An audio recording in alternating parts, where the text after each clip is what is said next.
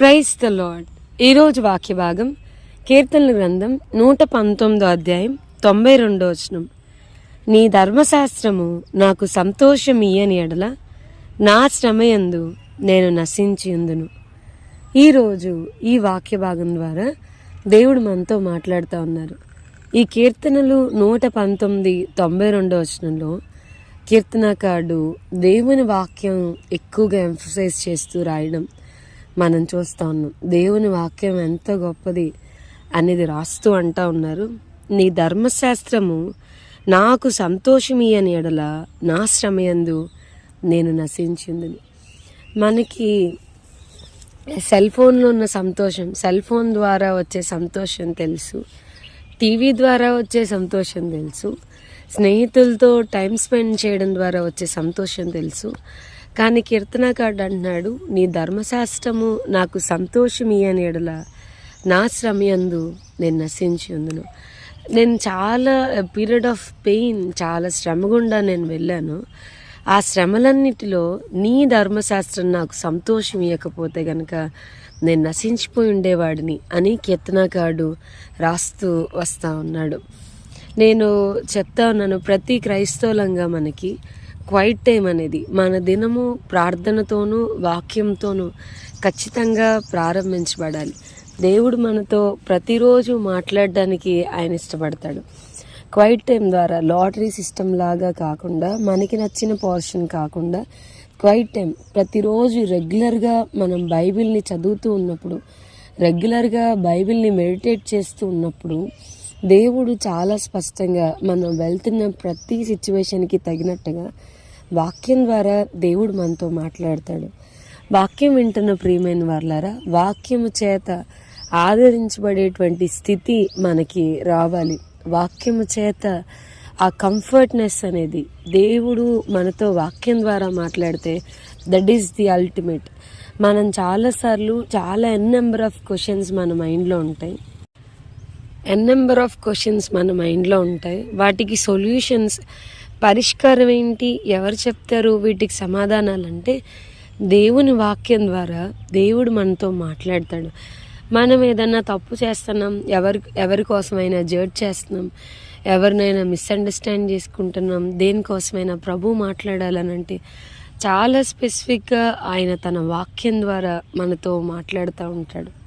వాక్యం ద్వారా మనల్ని బలపరుస్తూ ఉంటాడు. వాక్యం ద్వారా మనలో ఉన్న పాపాలన్నీ కూడా దేవుడు ఫిల్టర్ చేస్తూ ఉంటాడు. కీర్తనకారుడు అంటాడు కదా, అయ్యా నీ ఎదుట నేను పాపము చేయకుండానట్లు నా హృదయంలో నీ వాక్యాన్ని ఉంచుకుని ఉన్నాను. ఏది పాపం చేయకుండా నన్ను ఆపుతుంది అంటే వాక్యాన్ని ధ్యానించటం, వాక్యాన్ని ప్రేమించటం, వాక్యంలో సంతోషాన్ని వెతుక్కుంటా ఉన్నాడు. అది పాపం చేయకుండా నన్ను ఆపుతా ఉంది అని అంటున్నాడు. అలాగే ఇదే 119:165 కీర్తనకారుడు అంటున్నాడు, నీ ధర్మశాస్త్రంను ప్రేమించు వారికి ఎంతో నెమ్మది కలదు, వారు తూలి తొట్టిల్లుటకు కారణమేమీ లేదు. సో ఆయన వాక్యాన్ని మనం ప్రేమించినప్పుడు మన హృదయాలకు నెమ్మది కలుగుతుంది. మనం తూలి తొట్టిల్లడానికి కారణమేమీ ఉండదు అని వాక్యం ద్వారా దేవుడు మనతో మాట్లాడుతున్నాడు. So as a Christian we have to be maintain our quiet time. ప్రతిరోజు మరి వేకువని లెగిసి కొంత సమయం మనం ఖచ్చితంగా వాక్యం దగ్గర కూర్చోవాలి. వాక్యం చెప్తుంది కదా, ఈ వాక్యము మనకు అర్థం వంటిది. మనం చూసుకుంటున్న ప్రతిసారి మనలో ఉన్న లోపాలు, మనం ఎలా ఉన్నామనేది మనకి రిఫ్లెక్ట్ చేస్తుంది. ఈ వాక్యము సుత్తి, మనలో కొంచెం ఎక్కువగా పెరిగిపోయినవి, ఒక విచిత్రమైన ఆకారాలు వచ్చిన వాటన్నిటిని ఇట్ విల్ షేప్, అది మనల్ని మోల్డ్ చేస్తుంది. ఈ వాక్యము అగ్ని వంటిది, మనలోనికి చెత్త వచ్చిన ప్రతిసారి ఆ చెత్తని కాలుస్తుంది. బట్ మనం చేయాల్సింది ఏంటంటే వాక్యం దగ్గరికి వెళ్ళాలి. Give access to the word of God. దేవుని వాక్యంను అనుమతినివ్వండి. So that it will mould all our life. మన హృదయము దేవుని కొరకు సిద్ధపరచబడేలాగా వాక్యం నాకు అవకాశం ఇద్దాం. ఎక్కువ సమయం ఈ ప్రస్తుతం ఉన్న జనరేషన్లో మనం బుక్స్ చదవడానికి ఇష్టపడే వ్యక్తులం కాదు. మనం ఎక్కువగా ఫోన్, ఎక్కువగా టీవీ, వీటికి ఎక్కువగా మనల్ని మనం ట్యూన్ చేసుకున్నాం. బుక్స్ చదవడం అంటే మనకి చాలా కష్టం, చాలా ఎక్కువ లైబ్రరీకి వెళ్ళి బుక్స్ తీయడం అన్నీ కష్టం. కానీ అవన్నీ చదివినా చదవకపోయినా వాక్యాన్ని మాత్రం ఖచ్చితంగా చదవాలి. చాలామంది సేవకులు the man of one book పేరు పొందిన వారు, దేవుని చేత చాలా బలంగా వాడబడిన వారు ఉన్నారు.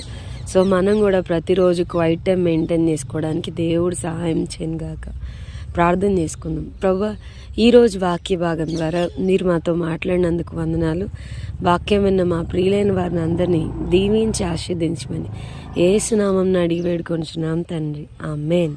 God bless you and have a blessed day.